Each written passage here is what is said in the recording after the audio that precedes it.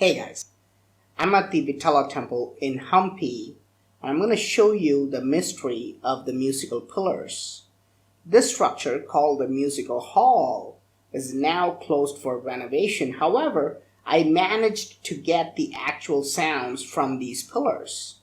Here's a pillar which shows a man playing ancient drums. Now, if you tap this, you will hear the sound of these drums.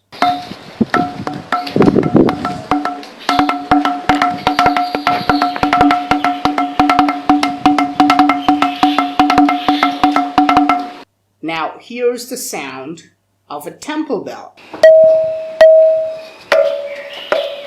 And here is a sound similar to a school bell.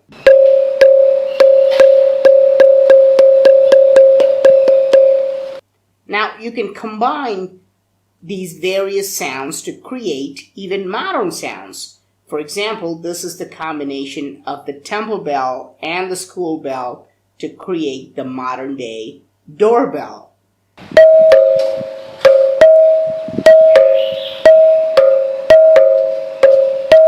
How do these different pillars create various sounds? But this is nothing when you take this pillar that's made of one stone and has small columns carved onto it. If you tap on each of these small columns, they create the 7 notes of the musical scale in Indian classical music, which is similar to do, re, mi, fa, sol, la, ti in Western world. This is what it sounds like.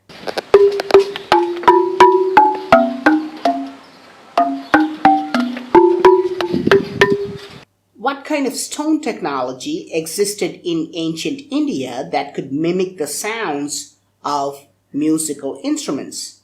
We can see many different sounds of advanced instruments like jaltarang, which uses water waves.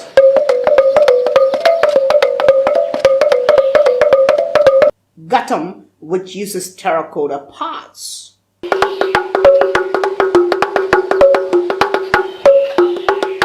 And even sounds of string instruments are created on these pillars.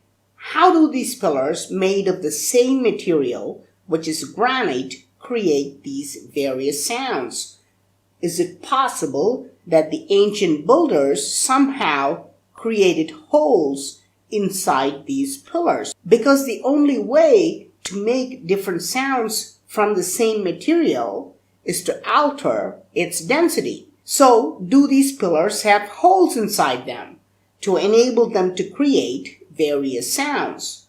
The British had the same question in mind, and they not only took a huge pillar but also cut one of the small columns to see what was inside.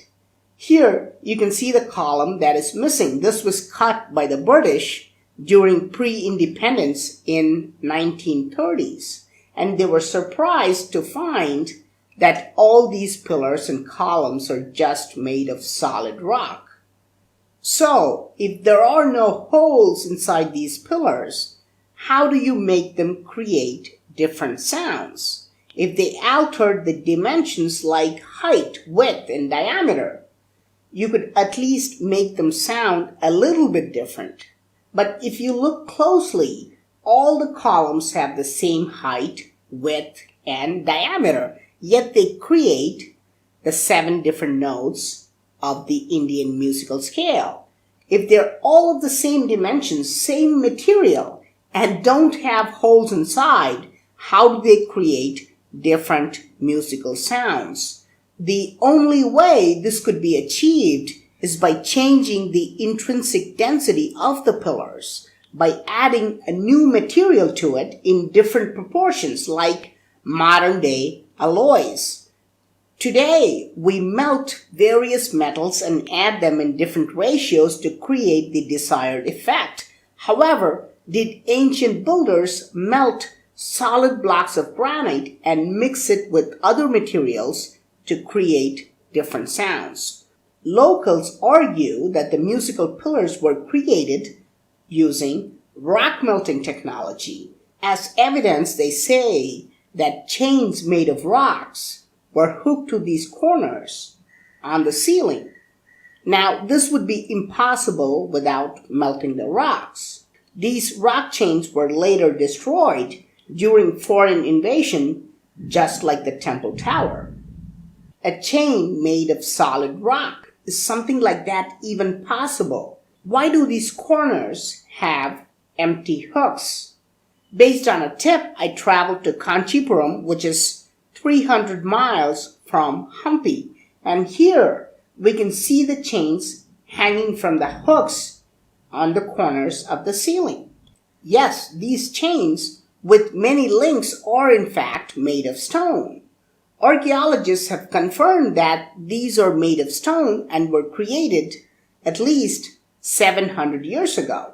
How could anyone create these stone chains with primitive tools? Even today, such a technology is not possible with modern machines. What kind of machines were used in ancient times, and how were they able to create these chains made of rock? But this is not even the main problem. The problem is that while the stone chains are made of sandstone, the ceiling is made of granite blocks. So how could they connect two different types of rocks at this junction? We know for a fact that this is impossible without melting the rocks. There is no way to connect two different materials using links unless one of them is melted. So these rock chains prove that the ancient builders did in fact melt the rocks and changed its density like modern day alloys. Now let's go back to the musical pillars of Hampi. We can be sure that the rock chains were once hanging from the ceiling of the musical hall. Otherwise, there's no need for these hooks.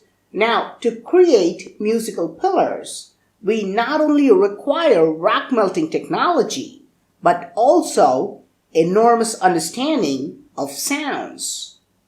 Did ancient builders have a much deeper understanding of sound? Just like modern day scientists. Today, we use a technology called Cymatics to understand sound and vibration. When struck with different musical notes and vibrations, different geometric patterns emerge. Is it possible that ancient builders were also using cymatics?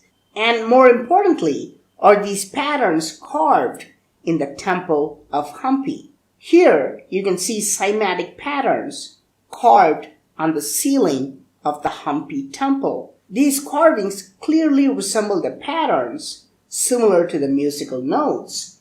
Each musical note creates a certain pattern, and the ceiling of the musical hall is full of varying patterns. Even better, these carvings show sound in 3 dimensions, and today we can create 3D cymatic patterns of the same sounds using holograph technology. Is it a coincidence that these cymatic patterns are carved all over the ceiling of the musical hall? Why else did the ancient builders take enormous pains to create these varying patterns on the ceiling?